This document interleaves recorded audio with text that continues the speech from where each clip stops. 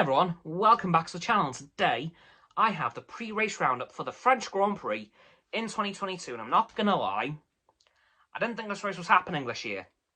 Don't know why, but I thought the French Grand Prix was off the calendar for this season, and apparently I was wrong. So here we are. At the time of recording this video, FP1 and FP2 have already taken place. So yeah, we've already had a little bit of on-track action, but the race itself is tomorrow, as we know, of course. But it was the turn this week for Mercedes to take their mandatory junior/reserve driver for FP1. And they chose Nick de Vries. Now, for those of you who don't know what I'm talking about, every team has to take on a reserve or junior driver for one FP1 session this season. A couple of teams have taken theirs already, with a few still left to go, but Mercedes took their turn today, and they chose their Formula E reigning champion, Nick de Vries. And I think Nick was caught on a bad day. George Russell was in P4 with his Mercedes, and Nick was in P9. Ouch. But thankfully, Sir Lewis Hamilton returned to his seat in FP2. Yes, it was Sir Lewis Hamilton that was replaced for FP1, not George Russell. I know, I'm surprised as well. But Sir Lewis Hamilton returned to the car in FP2 and fixed it by putting his car in P5, just behind George Russell, yet again, in P4. Of course, we've had a little bit more speculation about who's going to be in F1 next year and who isn't, namely Daniel Ricciardo, Sebastian Vettel, and Alex Palou, with Alex still in flux. Don't quite know what he's doing next year still. Sebastian Vettel has ruled out that he's moving to McLaren for next season, and Daniel Ricciardo has made it very clear that he is sticking with McLaren next season. So that seems to be putting that all to rest, although, let's face it, Otmar Zafnauer last year was not coming to Alpine this season. That aged like milk. Of course, speaking of things aging like milk, Yuri Vips is still in the spotlight, kind of, because Helmut Marko has recently come out and said that, contrary to what was reported a couple of weeks ago, that his contract with Red Bull is completely terminated. So I'm going to assume that means that his time with Red Bull is completely over forever. Yeah, this is a bit of a weird one.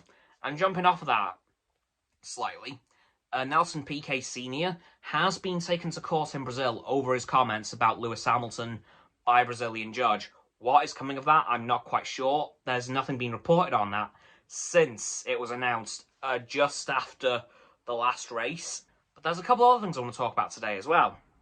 For example, the last time Formula 2 raced at this track, a man who is no longer with us won that race. And of course, I'm talking about Antoine Hubert, who's, tragically, his 3rd anniversary of his death is coming up next month.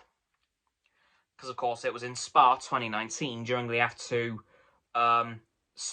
sprint race on the Saturday, just after Formula 1 qualifying, that he tragically lost his life, coming out of Eau Rouge into Raidillon.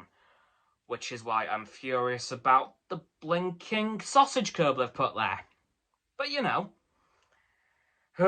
that's a story for another time. Well, I say that, I've already done a video on it. But I'm not sure how to feel about that, especially knowing that that 3rd anniversary is coming up literally next month. But I do have some good news. Some very good news indeed. A few days ago, Michael Schumacher's old manager, Willy Webber, came out and said that his family were lying about his condition. And Jean Todt, a former Ferrari team principal and FIA president, has come out and said that no, Michael is fine. In fact, I go to his house to watch the races with him. So that confirms that Michael Schumacher is alive. And clearly has some level of consciousness to be able to watch the races and possibly to know what's going on. And that is probably going to have a lot of people very happy and very relieved. As I know I wasn't the biggest fan of him as a driver, but I'm glad to hear that Michael is still with us and clearly is improving. So hearing about those words from Jean Todt made me really happy and very relieved, and very hopeful that we could see Michael visit the paddock someday. And I know the day he does, he will get a hero's welcome, especially to the team from Maranello, Ferrari, because of course, he made that team what it is today. So I'm very happy to hear that Michael Schumacher is indeed alive and is watching the races with his ex-team principal, Jean Todt. No doubt cheering on his son, especially now he's starting to get into the points. I know it's only been 2 races, but still, I think Michael is definitely going to approve of what his son is doing now. So, very happy to hear that. Hopefully we can start to hear more about Michael Schumacher very soon, because if we've heard this, maybe some other stuff will start to come out about him. Maybe we will know exactly how he is. Is he able to speak? Is he able to move? He obviously has some level of consciousness if he's watching the races with Jean Todt. So hopefully in the coming months we may learn about how exactly Michael Schumacher is doing and what he thinks of Mick. What he thinks of the drivers who he used to race with, who are still racing now, such as Fernando Alonso, Lewis Hamilton, Sebastian Vettel, of course, Daniel Ricciardo, just to name a few, because honestly, I think... Oh, and of course, Sergio Perez. I think those are the only ones who were left, though, from when he left F1 for the last time back in 2012. So I want to know what he thinks of F1 nowadays, and what he thinks of Ferrari these days, because, of course, they were his team. Like, you think Michael Schumacher, your mind immediately goes to those bright red cars. So I'm very curious to see what he thinks of F1 these days, what he thinks of the current regulations. What do you think of the new cars? The V6 engines, because of course, he never raced those. He left the season before the V8s were retired back in 2013. So I just want to know what he thinks of F1 these days.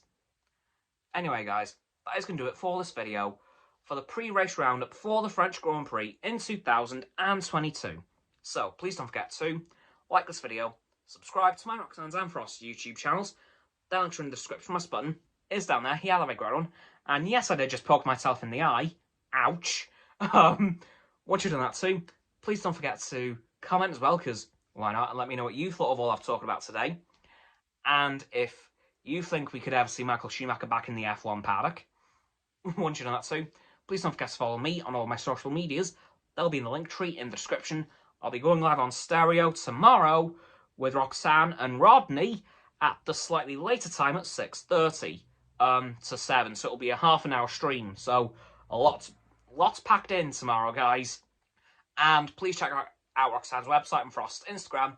They'll be below the link tree in the description. And lastly, please don't forget to share this video with all of your friends so they can join the infinite loop of liking, subscribing, commenting, following, and sharing, and around and around and around that loop. And I'll see you guys tomorrow with another video. Goodbye!